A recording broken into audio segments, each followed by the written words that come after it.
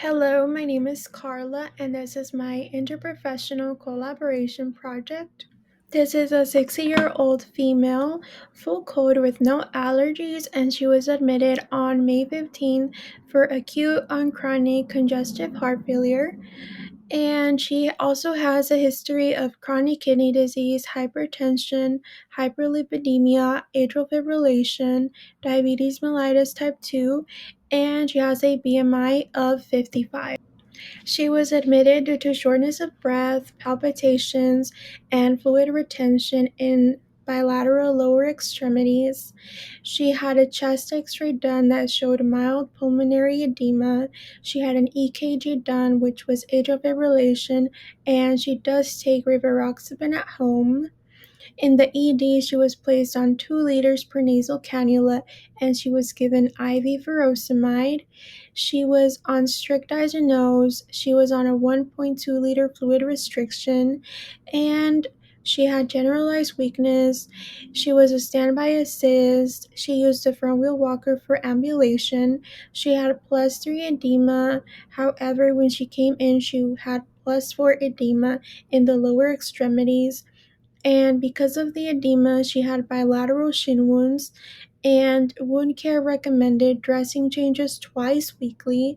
She was also on the cardiac monitor. She was on a low fat 2-gram sodium restriction diet, and metolazone was added to her medication. For psychosocial concerns, so she was previously admitted from April 27 to May 2nd, and she was readmitted again from May 9 to May 10th for the same reasons. So this was her third hospital admission within the last 30 days. She said that she lived with her friend, that they share the rent, and she does not have a primary caregiver. She has no family support, and she pretty much relies on her friend, and she also is unable to perform her own ADLs due to limited mobility. She is non-compliant with her cardiac diet. During my morning assessment, she told me that she usually eats bacon or sausage for breakfast, and she had an extended hospital stay due to insurance issues, and she was considered an unsafe discharge because there was a risk of her being readmitted again. My first collaboration was with physical therapy. Physical therapists are medical professionals that help patients improve strength, balance, and mobility. Physical therapists identify patient values, goals, and preferences, and they collaborate with the interdisciplinary healthcare team to ensure all needs are incorporated into the plan of care. According to evidence, the goal of physical therapy is to prevent acute exacerbations, prevent hospital readmissions, and to improve the quality of life. Physical therapists assess gait, balance, and ability to safely perform ADLs. They monitor and evaluate the patient's response to ambulation and to physical therapy, and they also identify the need for an assistive device to support safe ambulation and to prevent falls, and they provide recommendations to contribute to the discharge planning. So, how did physical therapy help my patient? So, the physical therapist assessed the patient's living situation and baseline activity levels at home. The patient said that because of her body weight, she could barely get up and do chores around her house. The physical therapist assisted the patient with ambulation to the bathroom.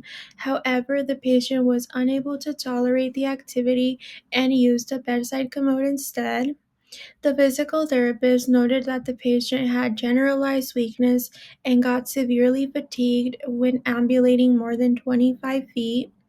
Because of this, the physical therapist recommended the use of a front wheel walker, and the physical therapist also recommended that the patient should be discharged to a skilled nursing facility. So, how can nurses and other team members collaborate with physical therapy? Nurses can monitor mobility and communicate any changes in functional status. Nurses can also encourage independence and reinforce education regarding the use of assistive devices, and nurses can communicate to case management about the physical therapist recommendations, and a dietitian can also be consulted to address nutritional concerns regarding the patient's BMI. My second collaboration was with the case manager. Case managers develop individualized care plans that support patient goals, improve health outcomes, and promote wellness and independence. According to evidence, case management plays an important role in improving the patient's quality of life and ensure they have the resources and support they need. They plan and coordinate discharge. They assist with insurance coverage and authorization. They arrange outpatient services such as home health, physical therapy, or wound care, and they promote continuity of care to prevent hospital readmissions. So, how did the case manager help my patient? So, the case manager evaluated the available resources and the available support system of the patient following discharge. And we learned that the patient only relies on her friend. Her friend is the one that takes her to her primary care appointments, and her friend also drives her to pick up her medications. The case manager also integrated recommendations from the physical therapist and from the wound care team. So, the physical therapist had originally recommended that the patient should be discharged to a skilled nursing facility, and the wound care team had recommended outpatient wound care twice weekly for her bilateral shin wounds. And the case manager also worked with the patient to explore placement options. The patient did decline placement to a skilled nursing facility and said that she would rather have home health services for her discharge plan. And so then the case manager coordinated those home health and outpatient wound care services. However, the patient's insurance was declined for the home health agencies, and she was still waiting on approval by her insurance. So, how can nurses and other team members collaborate with case management? So, nurses can communicate ongoing patient needs and concerns to the case manager. The nurses can also reinforce education and help ensure the patient understands discharge options. The physical therapist can communicate recommendations regarding assistive devices and the need for rehabilitation following discharge. In this case, the physical therapist had recommended that the patient be discharged to a skilled nursing facilities because the patient was unable to do her own ADLs. And the wound care team can also communicate with case management to coordinate outpatient wound care and ensure that these services are incorporated into her discharge plan. 3 improvement recommendations. Number 1, following a second admission, home health services may be considered as part of the discharge plan. So, after the patient came back on May 9th, it may have been beneficial to talk to the patient about home health services. Evidence suggests that home health follow-up after hospital discharge reduces heart failure readmissions, as home health nurses support ongoing monitoring of response to treatment and may identify worsening symptoms such as fluid volume overload or respiratory symptoms, which in this case, the patient did come back and she presented with shortness of breath, and her chest x-ray showed mild pulmonary edema. Number 2, another area for improvement is implementing follow-up phone calls within 48 hours following discharge. According to evidence, Early communication with patients provides an opportunity to assess symptoms, review medications, and confirm follow up appointments and address any questions or concerns related to the discharge plan.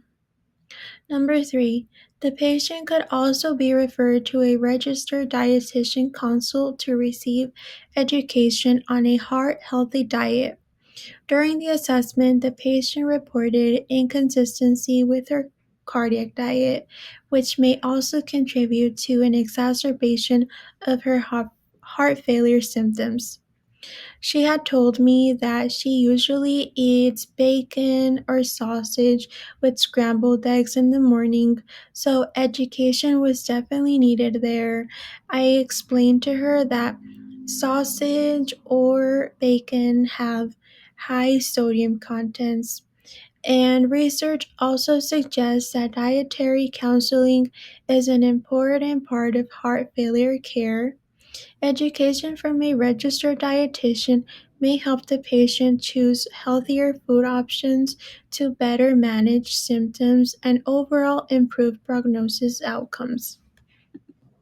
The insight gained from working with other team members is that nurses are often the first point of contact with patients.